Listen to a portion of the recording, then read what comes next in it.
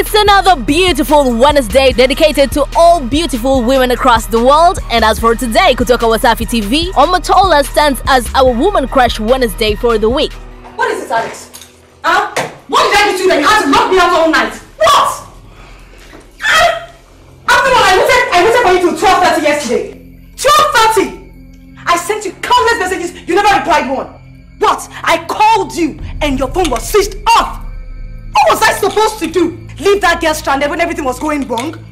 She's a Nigerian actress, singer and model na alizaliwa Februari 7 mwaka 1978. Jina lake halisi ni Omotola Jalade. And just briefly about her early life, Omotola amezaliwa katika familia ya watoto watatu in Lagos. Ndoto yake ilikuwa kuja kuwa mfanyabiashara, lakini baada ya kugraduate chuo akiwa anasubiri matokeo yake, alijoin masuala ya modeling, yani mitindo, ili kuweza kupata pesa kujisogeza kimaisha. But that's not how aliingia kwenye tasnia ya uigizaji. As we know, career yake ya uigizaji ndo ilimtambulisha zaidi Omotola as one of the best female actress from Africa.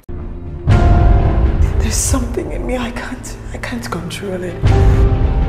I don't want to talk about it. I don't even know if we did it well. So just a day akiwa na rafiki yake wa karibu alimsindikiza kwenye audition ya uigizaji, ndipo na yeye kipaji chake kilipogundulika na baadaye kuingia rasmi kwenye tasnia ya uigizaji. Na movie yake ya kwanza kuigiza ilikuwa ni Venom of Justice ya mwaka 1995, and that's when it all began. Omotola aliendelea na career yake ya uigizaji na kuigiza filamu nyingi sana.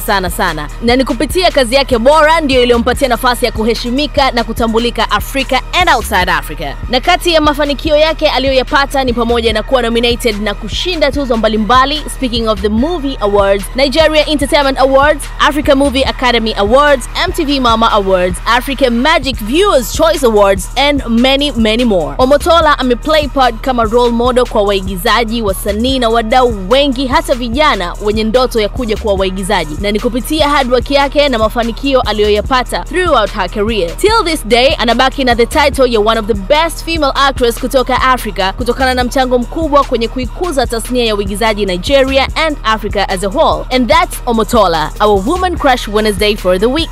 Thank you for your time and keep watching Wasafi TV.